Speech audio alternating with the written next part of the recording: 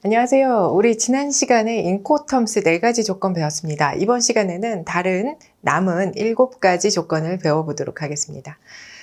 네, 그 중에 이제 DAP 조건 먼저 시작하도록 하겠습니다. DAP라고 하는 것은 Delivered at Place의 약자입니다. 도착지 인도 조건.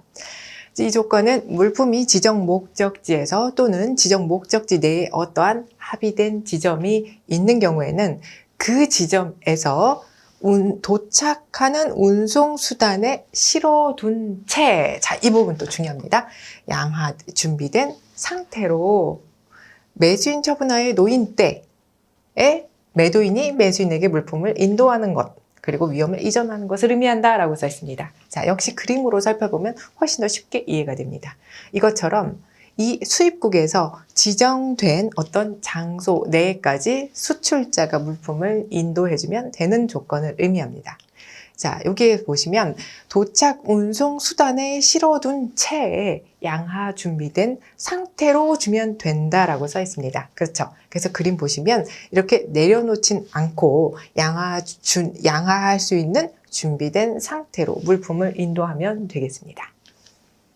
자, 운송계약 의무 당연히 매도인이 지고요. 보험계약 의무, 그리고 아무도 없고, 수출통관 매도인, 수입통관 매수인. 네, 무난하게 이해하고 넘어갈 수 있습니다. 자, 그 다음 이번에는 DPU 보겠습니다. DPU 조건은요, 2010 버전, 인코텀스 2010 버전에는 없던 조건입니다. 그러므로 이것은 여러분들이 잘 숙지해서 공부하시기 바랍니다. DPU 중요한 조건입니다. DPU는 Delivered at Place Unloaded라고 써 있네요. 특이하게 이 단어가 적혀 있습니다. 그러면 이 조건을 정의하는 아주 중요한 표현이 이것이 아닐까라고 우리는 생각할 수 있습니다. 도착지에 양하해서 인도하는 조건을 의미합니다. 그래서 아주 제목에 그냥 아예 중요한 단어가 나오죠.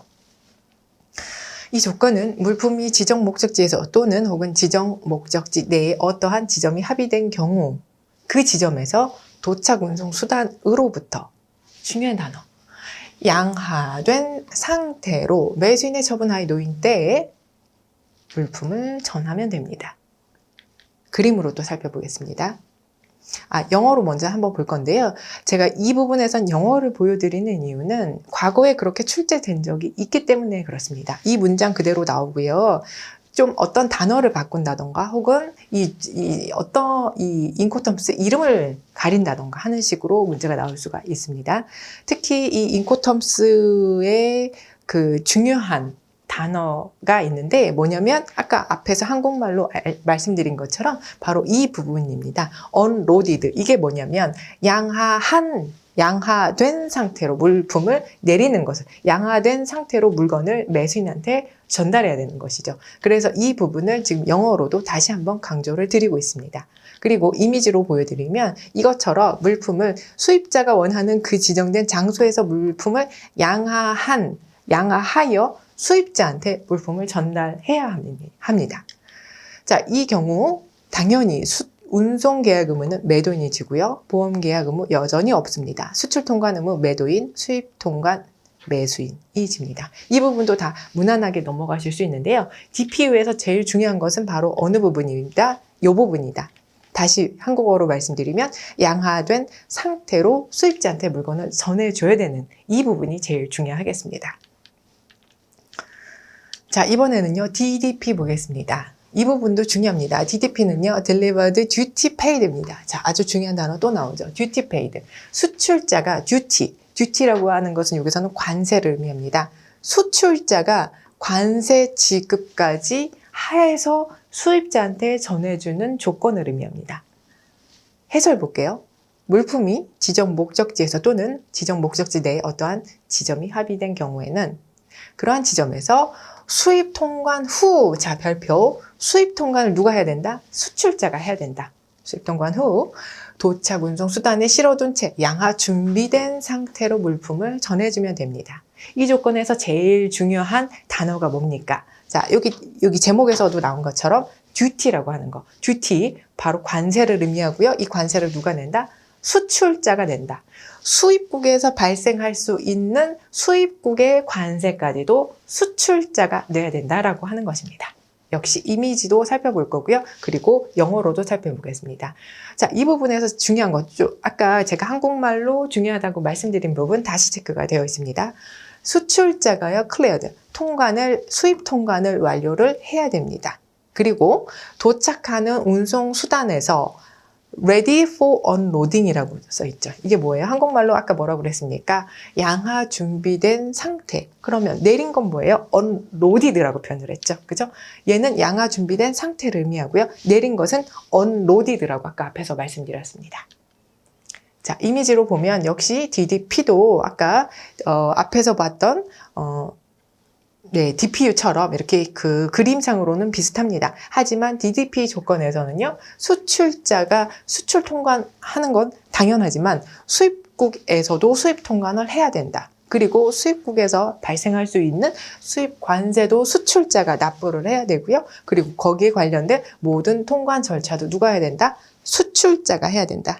자, 그래서 우리 아까 인코텀스, 지난 시간에 인코텀스 EXW 조건 봤죠? EXW 조건은 그 분기점이 여기서 형성이 되죠. 근데 지금은 제일 끝으로 갔습니다. 그래서 EXW 조건은 수출자의 의무가 가장 적은데 반면 DDP 조건에서는 수출자의 의무가 가장 넓게 형성이 되고 있다라고 하는 거. 그거를 좀 참고로 알고 계시면 좋겠습니다. 자, 그럼 이제 DDP 한번 정리해 보겠습니다. 운송계약 의무, 매도인이 집니다. 그렇죠? 자, 보험계약 의무, DDP 조건에서는 수출자가 다 할 것 같죠? 그런데 다 하지만 보험계약 의무는 없습니다. 의무는 없다라고 하는 거. 자, 그런데 만약에 보험을 든다라고 한다면 매도인이 자신을 위해서 보험에 드는 것이 당연하겠죠. 자, 그 다음 수출 통관 의무, 매도인이 집니다. 당연하죠? 수입 통관 의무는 어때요? 매수인이 아니고 수입 통관 의무 누가 진다? 그렇죠. 매도인이 진다. 매우 중요한 얘기 제가 지금 해드렸습니다. 자, 이렇게 해서 우리 인코텀스 첫 번째, 두 번째 그룹 있는데 첫 번째 그룹 있다라고 말씀드렸잖아요. 그죠? 단일, 복수, 운송 방식에 사용할 수 있는 인코텀스 몇 개가 있다? 7개가 있다. 7개 다 끝났어요. 이제는 나머지 4개만 하면 됩니다. 여러분들은 7개 통해서 이제 인코텀스를 제대로 알게 되셨을 거예요. 이제 나머지 4개는 너무 쉽게 지나갈 수 있어요. 어려운 고비는 이제 다 끝났어요, 여러분들. 자, 그럼 이제 남은 4가지 조건 중에 첫 번째 조건 보겠습니다. 자, 이번에는 FAS 조건입니다. Free Alongside Ship입니다. 선측 인도 조건, 즉 선박 옆에다 두면 되는 조건을 의미합니다. 지정 선적항에서 지정된 선적항입니다. 선적항에서 매수인이 지정한 선박의 선측, 그러니까 옆에 선측, 예를 들어서 부두선이나 혹은 바지선도 이해가 된다, 인정이 된다. 그런데 물품이 놓인 때 혹은 이미 그렇게 인도된 물건을 조달할 때 매도인이 물품을 매수인에게 인도하는 것을 의미한다 라고 하는 거. 자, 그 다음 물품의 멸실 혹은 훼손은 훼손에 관련된 위험은 물품이 선측에 놓일 때 이전한다라고 하는 거. 지금 무슨 얘기냐면 선박 옆에다가 물건을 선박 옆에다가 두면 되는 것이에요. 이때 물품의 멸실이나 훼손의 위험은 물품이 배에 올라올 때가 아니고 언제다? 선측, 배 옆에 놓일 때 그대로 이전하게 되겠습니다. 자, 이제 좀 이미지로 볼게요. FAS 조건에선 이것처럼 이 물품이 선측에만 놓이면 되는 조건을 의미합니다. 상당히 간단하죠. 자, 이때 운송계약 의무는 당연히 이미지로 봤을 때도 매수인이 국제운송계약을 하게 되겠습니다. 그래서 운송계약 의무는 매수인이 듭니다. 보험계약 의무 없고요. 그 다음 또 중요한 거, 수출통관 의무는 누가 진다? 매도인이 진다. 수출통관 의무는 매도인이 집니다. 왜냐? 선박에 태우기 전까지는요, 수출통관이 완료가 되어야 돼요. 그러므로 매도인이 진다. 수입통관, 네, 넘어가고요. 자, 그 다음 이번엔 FOB 볼게요. 혹시 여러분들 기억하세요? 우리 인코텀스 전 세계적으로 가장 많이 쓰는 조건 2개가 있다 이렇게 배우셨죠? 그 중에 하나가 바로 FOB 조건입니다. FOB. 자, FOB 말고 또 뭐가 있다고 그랬죠? CIF 조건도 중요하다라고 말씀을 드렸네요. 그 중에 FOB 보도록 하겠습니다. FOB는 Free On Board의 약자입니다. 본선 인도 조건. 매도인이 지정 선적항에서 매수인이 지정한 선박에 적재하거나 혹은 이미 그렇게 인도된 물품을 조달해서 물품을 인도하는 것을 의미한다.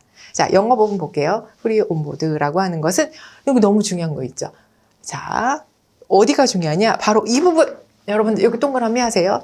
매수인이 지정한, 매수인에 의해서 지정된 선박에 적재해서 물품을 인도하면 됩니다. 그러므로 이미지를 보시면 이렇게 물품을 선박에 넣어서 매수인 측에 전달을 하게 됩니다. 그런데 이 선박을 누가 지정을 해줬다? 누가 보내줬다? 누가 여기다 실어라고 해줬다? 그렇죠. 수입자, 매수인이 지정했다. 그래서 우리 아까 뭐라고 했냐? 여기서 보면 매수인이 지정한 선박이라고 했고요. 영어로는 nominated by the buyer라고 써 있네요. 아시겠죠?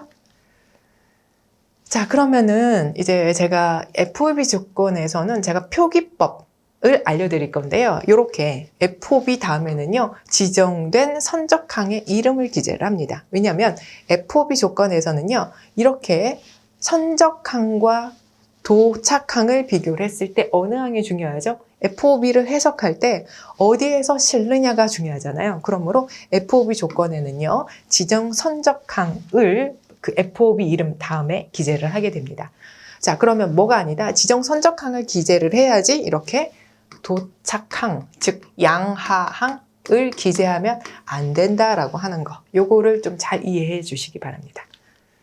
자, 그 다음에 FOB 조건, 운송계약 의무는 수입자, 매수인이 진다. 보험계약 의무 없다. 그리고 수출통관 의무, 매도인, 수입통관, 매수인. 네, 요거 무난하게 넘어가실 수 있고요. 자, 그 다음에 CFR 보겠습니다. Cost and Freight, 운임 포함 인도 조건입니다. 자, 내용 볼게요. 매도인이 물품을 매수인에게 선박에 적재하거나 혹은 이미 그렇게 인도된 물품을 조달해서 인도하는 것. 그리고 물품의 멸실 또는 훼손의 위험은 물품이 선박에 적재된 때 이전한다라고 써 있습니다. 우리 아까 비슷한 거 하나 봤는데, 앞에서 봤는데, 그쵸? 뭐였냐면 그게 바로 CPT 조건과 좀 비슷합니다. 자, 여기서 제가 하나 정리해 드릴 거예요. 일단은 좀 넓게 좀 사용을 해보도록 하겠습니다. 여기다 좀 쓸게요. 우리 아까 지난 시간에 CPT 조건 배웠죠? 그리고 CPT 조건에다가 보험을 더한 것이 있었죠. 그게 바로 뭐예요? CIP 조건이에요. 그죠? 그리고 지금 뭐 배우고 있냐면 CFR 조건을 배우고 있습니다. 얘네 두 개를 서로 한번 비교를 해볼게요. 얘는 뭐예요? 얘는 운송수단을 단일 운송수단 혹은 복수의 운송수단인 경우에 사용할 수 있는 조건이다. 그쵸? 근데 CFR 조건은 지금 여러분들 배우시는 것처럼 어떤 데에 사용이 된다? 네, 선박, 해상 조건이나 혹은 내수로 조건에서 내수로 운송 조건에서 활용이 된다. 이거. 사실은 제가 하나 더 알려드릴 거예요. 이제 뒤에서 다시 나오는데요. 미리 하나 적어보겠습니다. CIF 조건. 네, 이렇게. 그래서 이 두 개 그룹과 그리고 이 두 개 조건과 이 두 개 조건을 서로 비교를 하시고요. 그 다음에 이 그룹은 단일 운송 혹은 복수 운송에 활용이 되는데 반면 이 두 개 조건은 해상이나 내수로 조건인 경우에 사용할 수 있다라고 보시면 돼요. 그죠? 이 조건을 사용하고 싶은데 만약에 해상이다? 그러면 요걸로 바꾸시면 되고 요거 사용하고 싶었는데 해상이다? 그럼 요거 사용하시면 된다. 그 얘기예요. 자, 다시 이제 CFR로 갑니다. CFR 조건은 위험의 분기점은 선적항에서 물품이 본선의 갑판항에 적지되었을 때로 하고 있습니다. 자, 위험의 분기점 여기서 갈라지네요. 자, 비용의 분기점은 어디까지다? 목적항까지이다. 그러므로 역시 위험과 비용의 분기점이 서로 다른 거 보실 수 있습니다. 자, 이 조건, 이 내용, 이 특징은 C 조건인 경우에 공통적으로 나오고 있습니다. 자, C 조건 앞에 제가 적었죠? 자, 하나, 둘, 셋, 넷. 이 네 가지의 C 조건들은 이렇게 동일하게 위험과 비용의 분기점이 서로 다르다라고 하는 것도 시리즈로 공부를 해놓으세요. 자, 그 다음에 CFR 한번 정리해볼까요? 운송계약 의무, 매도인이 진다. 자, 보험계약 의무 없습니다. 네, 나머지 이상 없어요. 나머지는 그냥 무난하게 넘어가시면 돼요. 그렇게 어려운 거 아니에요. 자, 이제 중요한 거 나갑니다. CIF입니다. CIF는요, Cost, Insurance and Freight. 아까 앞에서 본 거랑 매우 흡사한데 다른 단어가 있죠. 뭐예요? 자, 인슈어런스입니다. 역시 보험이 나오고 있습니다. 보험료. 우리 아까 앞에서 적은 거 있죠? 자, 어디서 적었냐면 여기 볼게요. CIP 조건, CIF 조건. 얘네 둘만요. 어떤 특징이 있냐면 보험을 수출자가 가입을 해야 된다. 되셨죠? 지금 요번에는 요거 아래 거 CIF 조건 보도록 하겠습니다. 보험 나왔죠? 이것도 역시 CPT에다가 보험을 더하면 CIP가 되는 것처럼 CFR 조건에다가 보험을 더하면 바로 CIF가 됩니다. 그렇죠. 그래서 CFR에다가 보험, 수출자가 보험까지 들으면 그게 CIF 조건이다. 이때 이 내용은 동일하니까 아까 CFR에서 얘기했던 건 그냥 생략을 하고 동일한 내용이니까. 근데 이제 수출자가 보험을 들어야 되죠. 그래서 매도인은 보험을 드는데 C약관, 그 제일 넓은 조건이 있고 그거보다 좀 좁은 조건, 그 다음에 제일 좁은 조건이 있는데요. 이 CIF 조건에서는 제일 좁은 조건, 즉 C약관이라고 합니다. C약관이나 혹은 그와 유사한 가장 작은 조건의 보험을 들으면 된다. 근데 만약에 더 넓은 보험 듣고 싶다? 그럼 그거는 수출자, 수입자가 알아서 합의하면 된다라고 하는 거. 아무튼 규정상으로는 이렇다. 제일 작은, 제일 적은 범위의 보험을 들으면 되는 것으로 하고 있다. 자, CIF 조건 역시 아까 CFR 내용과 동일합니다. 그런 이미지와 동일합니다. 하지만 다른 것은 뭐다? 보험이다. 보험은 이제 선박 구간에 대해서, 선박 구간에 대해서, 이렇게 보험을 수출자가 들게 된다. 그죠? 자, FOB 같은 경우에는요, FOB 같은 경우에는 아까 어디가 중요하다고 그랬죠? 선적항이 중요하다고 그랬죠. 거기에서 제일 중요한 일을 하기 때문에. 근데 CIF 조건은 어때요? 자, 한번 앞에 내용을 CIF나 CFR이랑 똑같으니까 어때요? 어디까지 물건을 갖다 준다? 매수인에게 선박에 적재하거나 혹은 그렇게 인도된 물건을 조달하여 인도하는 것을 의미를 한다라고 써 있습니다. 그러므로 결국에는 이 CIF 조건도요, CFR처럼 어떻게 한다? 네, 수입자가 물건을 받는 그 항까지 물건을 갖다 줘야 된다. 그래서 비용 구간은 여기에서 또 갈라진다. 위험은 수출항에서 갈라지지만 비용은 도착항에서 갈라진다. 그러므로 CFR 조건은 다음에 CIF나 혹은 CFR 조건 다음에는요, 지정 목적항을 기재를 해야 된다라고 하는 거. 선적항이 아닌 지정 목적항을 기준으로 아주 중요한 일이 일어나기 때문에, 즉 수입자가 원하는 항까지 보내줘야 되기 때문에 CFR이나 혹은 CIF 조건에서는 지정 목적항을 그 조건 뒤에다 적어줘야 된다. 네, 요거 달다 외우시지 말고요. 이렇게 이해를 하시면 그냥 스무스하게 넘어가실 수 있어요. 자, 아주 중요한 내용이 나오네요. CIF 조건에서는 보험 계약 의무가 있는데 그게 누구다? 매도인이 된다. 됐죠? 이렇게 해서 벌써 우리는 인코텀스 다 끝났어요. 할만하시죠? 자, 처음엔 조금 어려울 수도 있어요. 그래서 수업을 듣고 한번 쭉 정리해 보세요. 자, 그 다음에 수업 들으시면 100% 이해가 될 겁니다.